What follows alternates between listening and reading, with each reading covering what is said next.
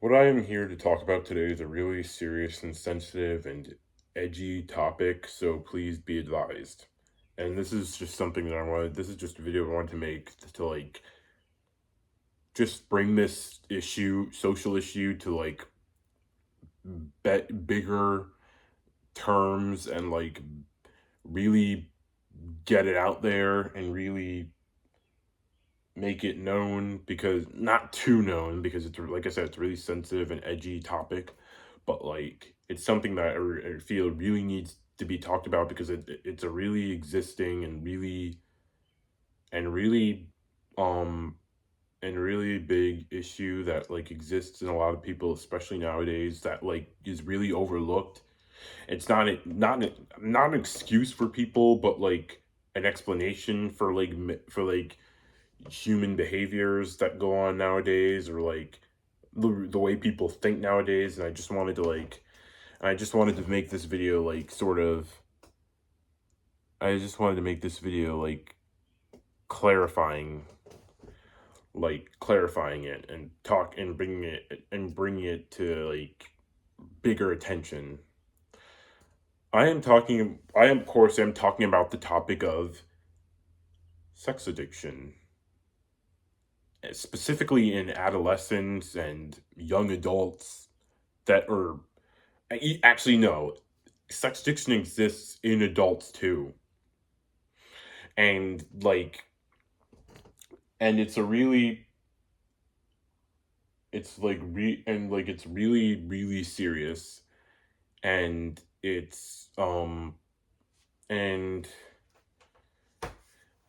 it's it affects the way people think, act, or behave, or the way they function in general, because if it's not controlled, it can take over their entire system. And that's all they think about, that's all they look for in life, that's all that they feel that's worth going on in life. Or if it's not controlled, they even think about that can lead to really, really self-destructive results towards themselves, and maybe even towards other people, if it's not controlled well enough. So I wrote down a whole, I mean, a list of reasons how sex addictions form. and and after I talk about give a brief summary of each reason, or my personal experiences with each reason behind it, then I will and then I'll explain how we can fix them, or how we can attempt to fix them. So the first reason I wrote down for the reason behind sex addictions, how they happen, is stress. In adolescence, stress can exist for stress can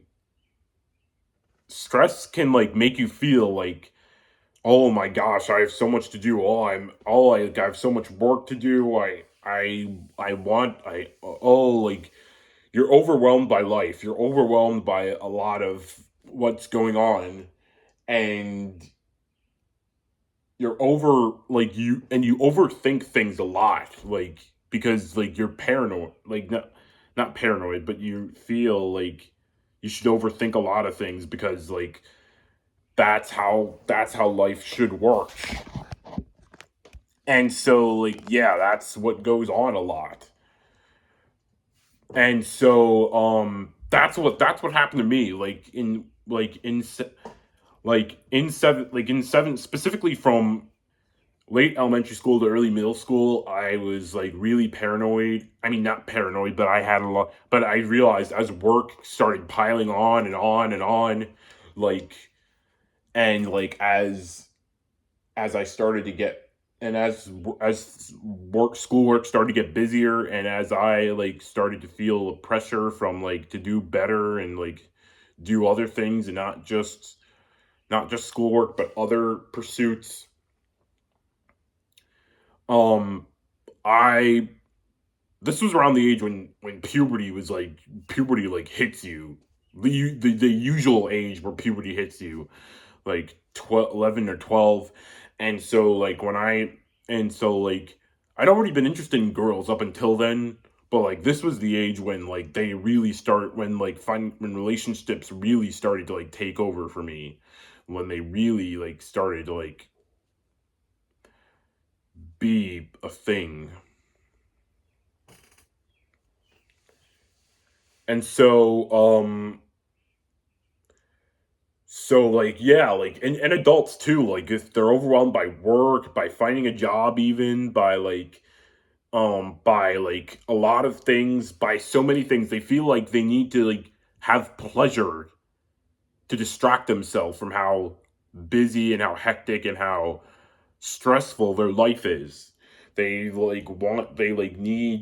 need to make something that makes them feel relaxed, that makes them feel pleasurable in spite of how difficult their life has been. Like they want to get away from all the hecticness of their lifestyle. That's what I felt when I like first got into like sex. So the next reason I wanted to talk about, maybe I might come back to the stress reason, but I'm moving on. The next reason I want to talk about is growth slash coming of age issues slash fear of speaking up or talking about it. Like, um, this is a typical one. Like when I first hit puberty and like when I first um I was like I didn't know how to tell my parents about it because like I thought like it was like as somebody who grew up in a Christian household where some things are like treated as villainous. I mean, my mom's Christian, my dad's atheist, but like still like in a strict lifestyle, I thought that some things were sinful. Like when I first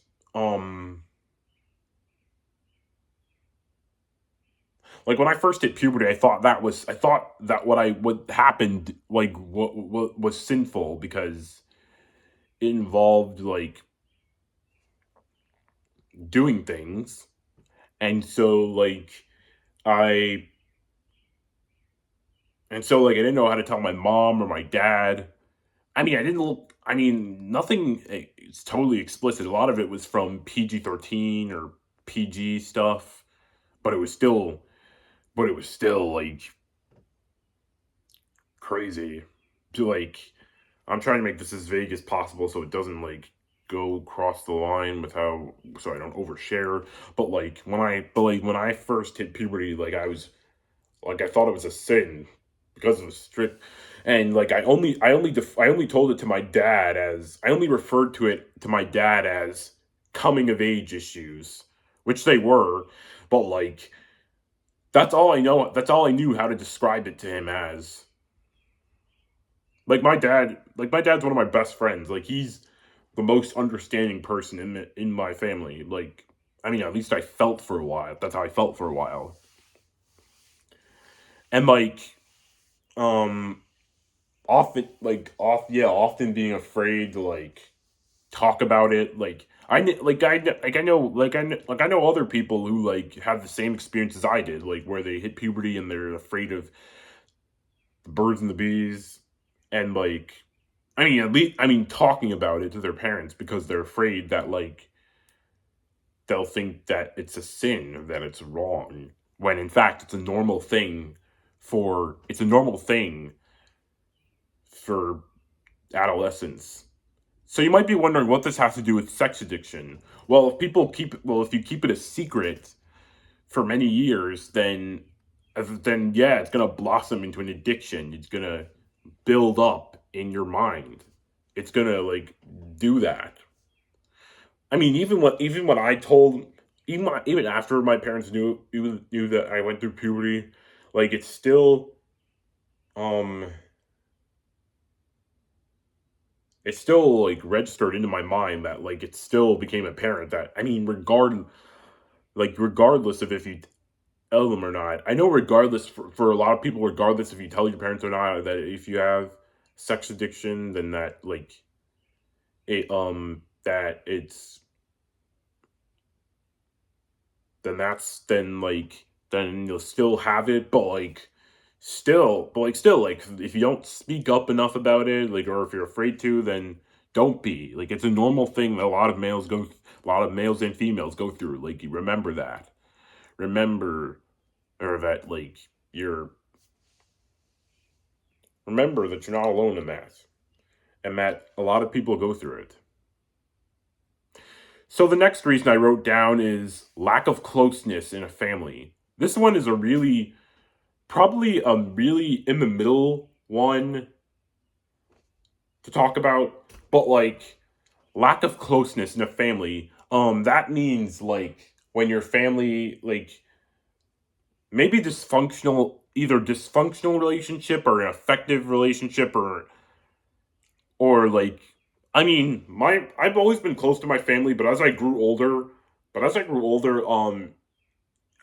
drifted apart from them, and I started like spending more time in my room by myself. I was like I spent like especially in middle school. Middle school is the least is the time I like to look back on least because that's when I was the most isolated.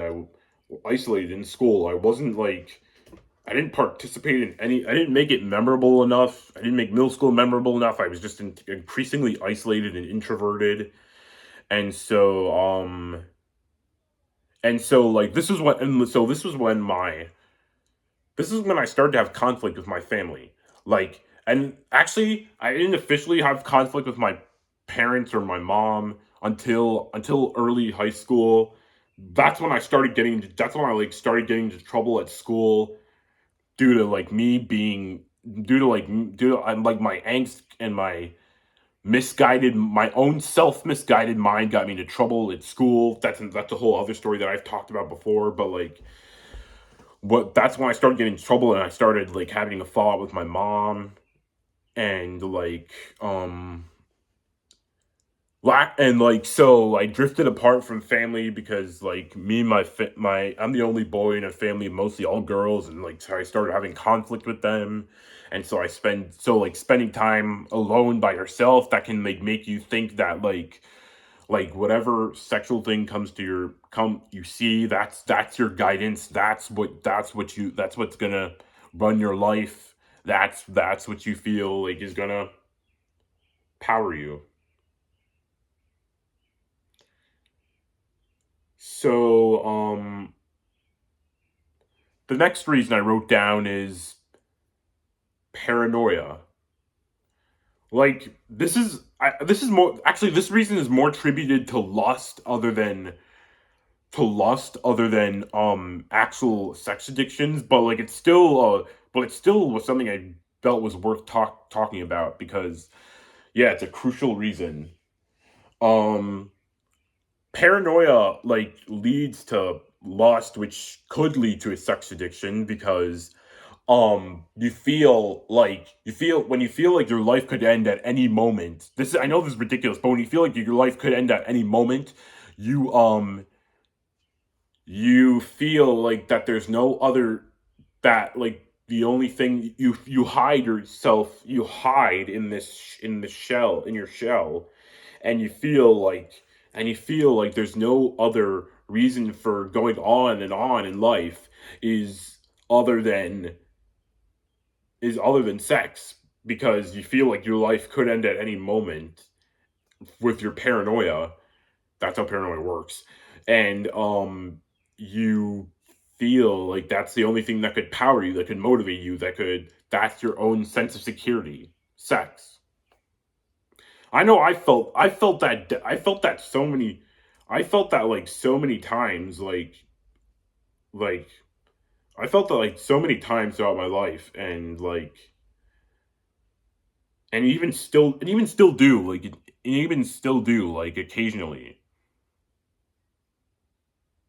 Like that's it's really paranoia is a really rough thing, and it can lead to and like if the world doesn't become better, then everybody's going to become paranoid, and like everybody's going to grow up to be be that way. So like, yeah, that's paranoia can lead to lust, which in turn can lead to a sex addiction.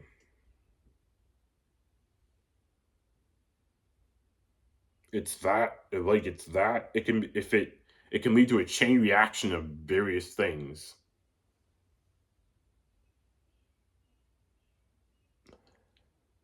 So the next reason I wrote down is it's one of the most common reasons for this. Like it's a really common reason like that people around the world have dealt with, that like people like can relate to, that's like it's like the most it's definitely the most serious reason that I've wrote that exists for this. And so this reason is going through abuse, be it emotional, psychological, sexual, or physical, any kind of abuse. Like it throughout your like depending on what it is, no matter what it is, and depending on like how long or how much it happens to you, that can like lead to like that can like lead to that can like lead to an addiction, because like, and the reason for that is simple, because you want to feel power, you want to have power, you want to have control, like you want to have power that you felt was taken away from you when you were being abused. You want to have control. You want to feel like you're a ruler. You want to feel powerful. You want that power. You want to feel the power that you felt was taken away from you when you were being abused. And like I've definitely dealt with this kind of with each kind of this with each kind of which each I've definitely dealt with each kind of abuse throughout my entire life. Like I can vaguely remember each time it happened. Like be it verbal abuse from family members, physical abuse by like other people, not just family members, but like other people as well, and like and in general psychological abuse that like wreaks havoc on your mental well-being, that like knocks you down, that like emotionally and mentally and emotionally knocks you down, that puts you in a in a downbeat state, and that makes you feel lost and hurt and alone, and all that. That happened to me. Being verbally abused, it happened to me a lot in school, like by teachers, by teachers, and occasionally by other students. But like the time when it happened, it happens from family members as well. Like being the only boy, I'm often seen. I'm interpreted as, hey, just because he's a male, and males are seen as the stronger gender, that means he can handle the tough way we treat him. He's supposed to take it like a man. He's supposed to take it like that. Like that kind of like that kind of any kind of that kind of torment, it can lead to you becoming increasingly stuck in your mind, and can lead to you feeling like you should gives you a power thrill, and gives you like a big sense of, you should be powerful. I should be more powerful than the person. In a way, I should be more powerful, or at least 10 times powerful than the person who did this to me. Or in a simpler term, I should cope with my turbulent lifestyle by doing this. By doing this, doing this, by doing this, by like people get like when people go through this sort of thing, they get lustful and reckless. Like after my situation, like after this one situation, major situation that I talked about in previous videos happened to me, like at school in my last year of school, and after I felt and at where I felt tortured and where I felt discriminated and where I felt left out and humiliated and tormented and alone, I I felt like that was the only reason to go on, because like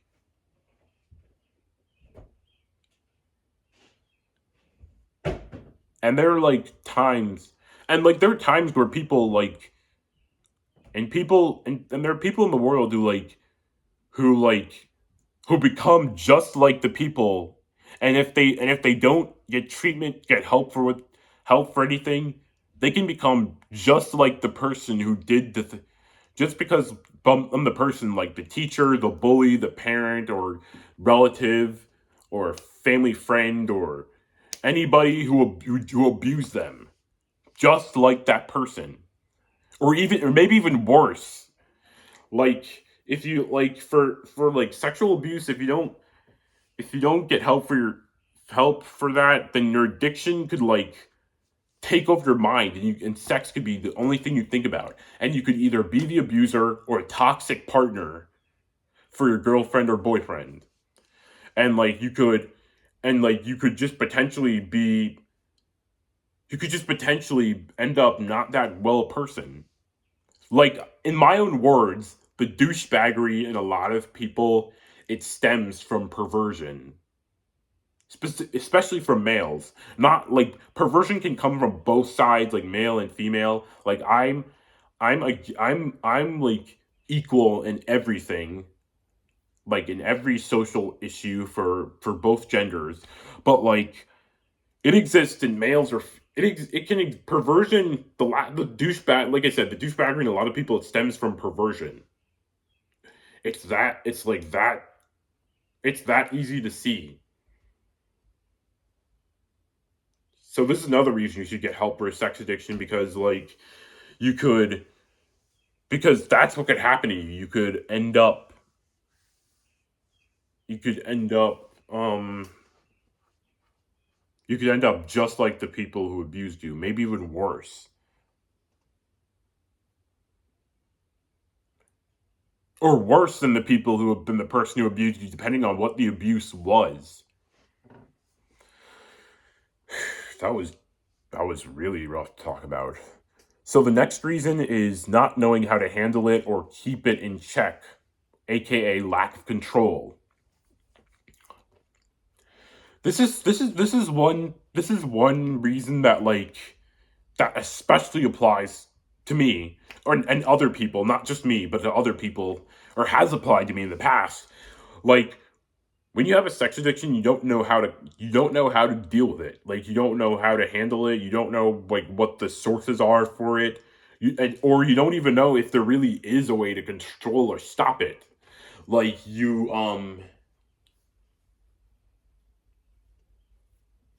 like you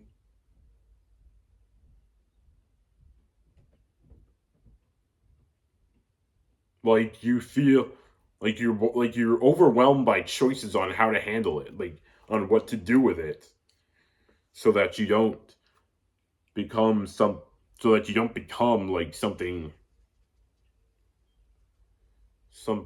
that you don't become awful, or at least end up just a flawed person.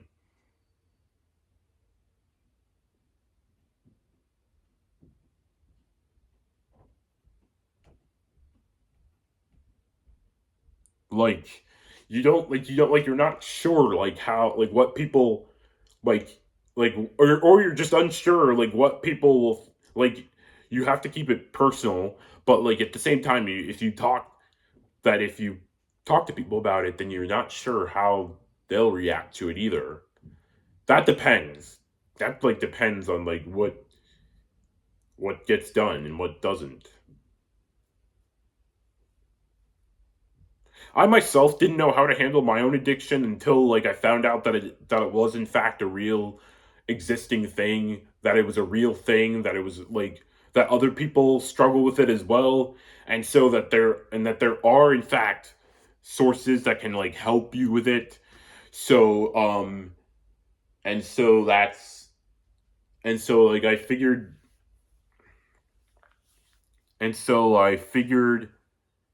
that out. I still haven't found anybody yet, but I hope to, so I can get this under control. I mean, so and like you, I should and I highly encourage my viewers, my fans, especially the younger ones, to like if they have like an addiction, to like get help also for it. So the next reason I wrote down was loneliness and depression. Um, this one was a really relevant one, especially for me. And so, like, even though I have lots of friends and acquaintances in school and both like in school and out of school, I'm like lonely. You can still be a really lonely person no matter how many friends you have, because like you're overwhelmed by how many there are, and like you don't always see them a lot. Like they're always busy. All your friends have hobbies, and like you're just alone by yourself a lot of the time, and you're just a loner, like how I've been.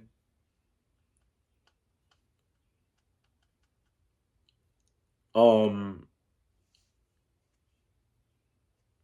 like this was with me. Like when like from the time, or you feel like like you're lonely, you're depressed, you feel like an outsider. I started feeling that way in seventh grade, in middle school. Like when I just started feeling like when I hit puberty and started um not gonna say it, but like when I first hit puberty, I felt like an outsider, and like I I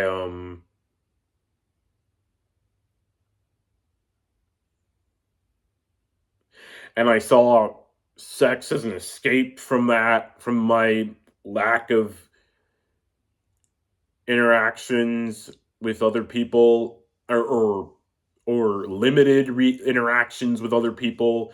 And so like when I was in and so when I reached high school, I started like feeling more lonely. My best friend wasn't in any of my class. My ex best friend, he when I was still friends with him, he wasn't in any of my classes.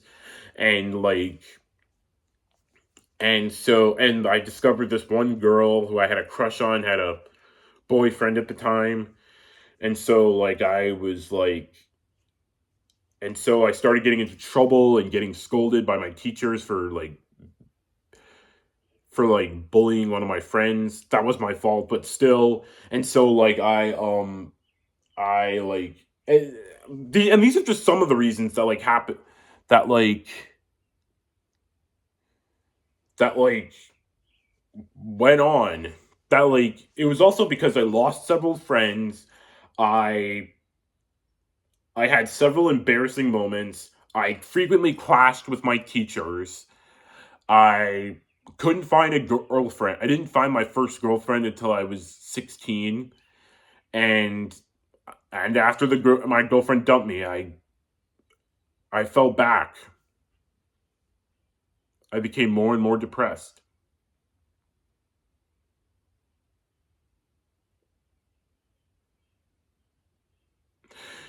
I spent a lot of my life as an ice as a, like if you're or if you, I'm not trying to make this about me, but like if you've spent like as somebody who's experienced this, I can tell you this firsthand. If you've experienced life as a really isolated person who like doesn't interact much with other people, then you're bound to like misguide yourself in the terms of relationships, or like what qualifies as platonic relationship or a real relationship.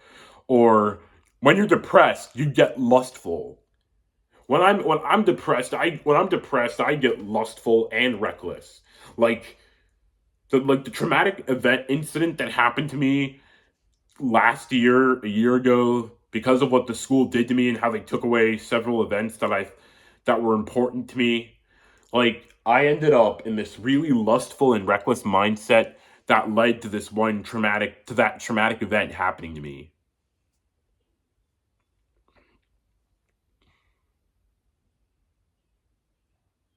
Because I was desperate to cope with it. I wanted to like experience intimacy to cope with all that. And that's what a lot of other depressed people feel. Like they want intimacy. They're lonely and they lack intimacy. They like they lose track. They like want to experience that to compensate for how low they feel in life. That applies to me and